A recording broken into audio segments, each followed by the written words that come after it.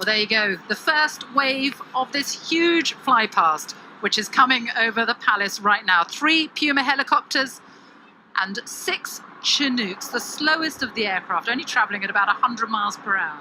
Yes, Sophie, as you say, 3 Puma HC Mark II helicopters with us today. These are based at RAF Benson in Oxfordshire, and they're our medium support helicopter. It has a rich operational history and is currently deployed in Afghanistan. Similarly, the Chinooks, they're from Odium in Hampshire. This is a heavy lift aeroplane with an excellent capacity. Both types operated in humanitarian and disaster relief operations in the Caribbean just recently. But that noise of the Chinooks is about to come over the palace now, something you recognise everywhere.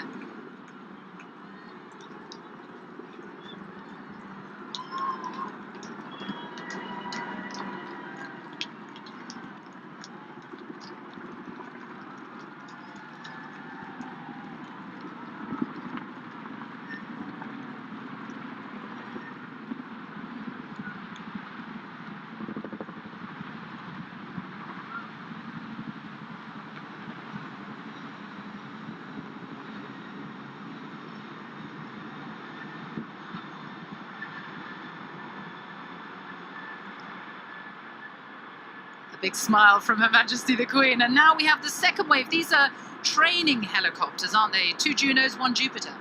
Yes, Sophie, in their distinctive yellow and black paint schemes, following the Royal Air Force's frontline helicopters are the basic training aircraft, including those 2 Juno H135 helicopters and 1 Jupiter H145 helicopter. And the first of the historic aircraft coming over. There are going to be 7 in total, part of the Battle of Britain memorial flight based at RAF Coningsby.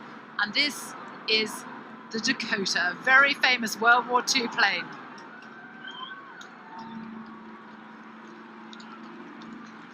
Followed by Wave 4, the Lancaster, accompanied by 3 Spitfires and 2 Hurricanes. One of those Hurricanes is being flown today by the station commander at RAF Coningsby, Mike Borkwell, who is a Typhoon pilot, but he has chosen history over speed.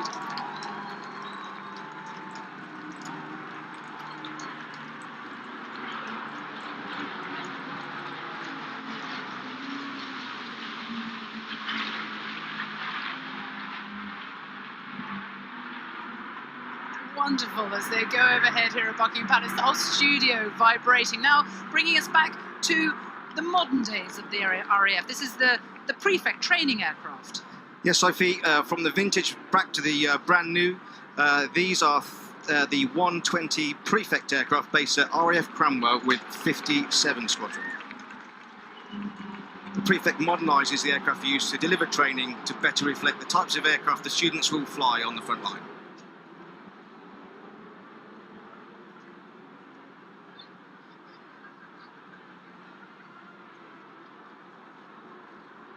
And here come the Tucanos. Yes, Sophie, 9 Tucanos in Diamond 9 formation. Most of the pilots in today's flight pass will have cut their teeth on the Tucano.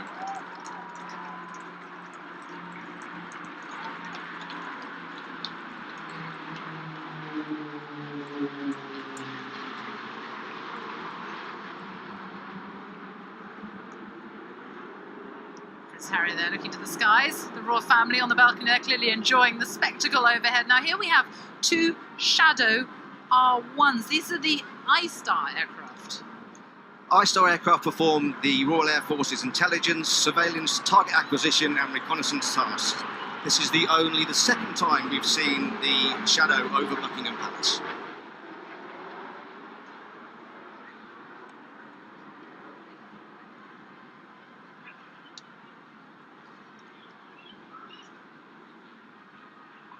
And next over, Sophie, are the C-130J Hercules aircraft, the primary tactical transport aircraft for the Air Force since 1967. This is a real workhorse for us. And these are the beginning of the big beasts, the Hercules. This came into force in 1967, and what a roar it makes as it comes overhead. It is followed now by the Atlas. Another old to new comparison then, with 47 years between the C-130 and the AE-400 Atlas, which is entered into service recently with the Royal Air Force. The aircraft has a 37-ton payload, carrying that over 2,000 miles to remote and unprepared runways. And two more transport aircraft coming over now. One big, one small. The smaller one is a BAE 146. That's going to be very familiar to the royal family because that is the aircraft that is used to transport senior members of the royal family all around the world. Yes, we're seeing the C-17 Globemaster, a long-range strategic heavy lift transport, and behind it the BAE 146, which, as you say, is very familiar to the royal family and the ministers.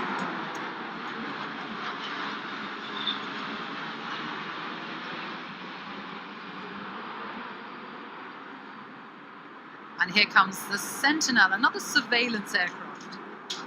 Another of the Royal Air Force's I-Star platforms, the Sentinel R1 is a long-range, wide-area battlefield surveillance aircraft, which is operated today by 5 Squadron based at Royal Air Force Waddington.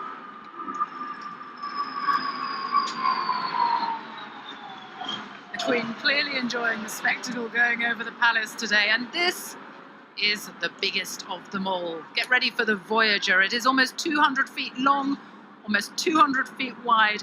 It is the RAF's largest aircraft. Our Voyager, operated by 10 and 101 squadrons based at Royal Air Force Bryce Norton, is primarily used for both air-to-air refuelling and strategic air transport. The aircraft is in constant operational use.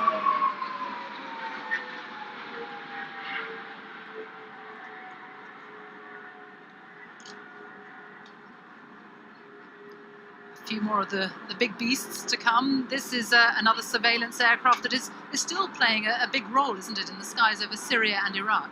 Yes, we're looking at the RC-135 rivet joint, another one of the Royal Air Force's I-Star aircraft, operated this time by 51 Squadron, again from Waddington.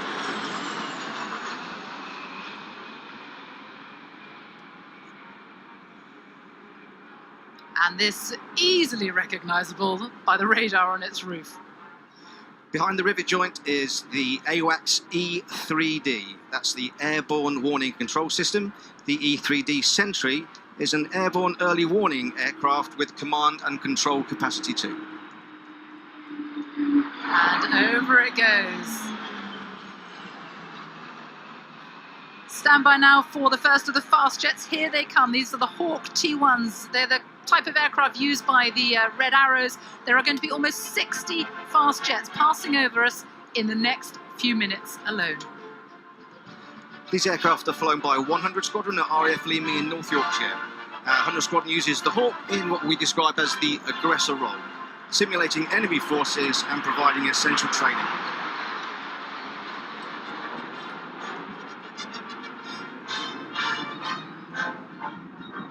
And in a Diamond 9, these are Hawk 2s, which are the more advanced Hawks, aren't they? These are used to train fighter pilots, move them on to the next stage. Exactly that. They're used for advanced fast jet training, the final stage of training before pilots reach operational aircraft. The aircraft has a glass cockpit, and that helps the pilots to transfer to our more modern frontline jets.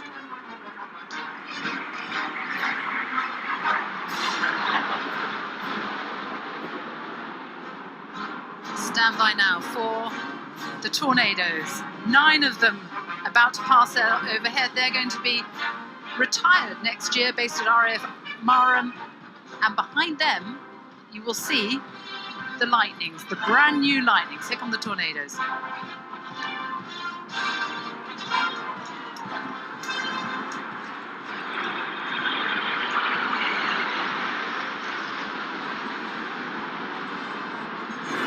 And there behind them,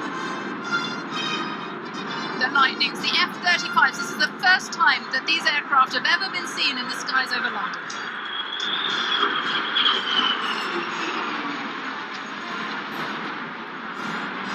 And now the centrepiece.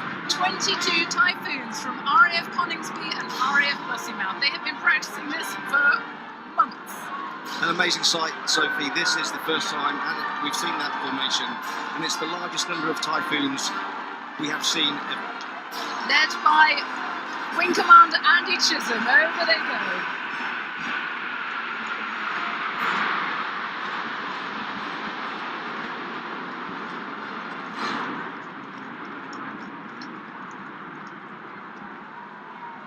and finishing it all off.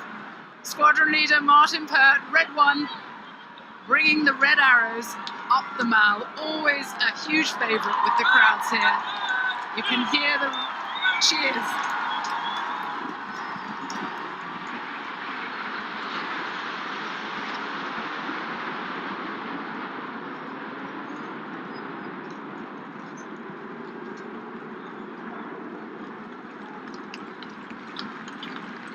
The red, white and blue of the red arrows blasting their way over Buckingham Palace.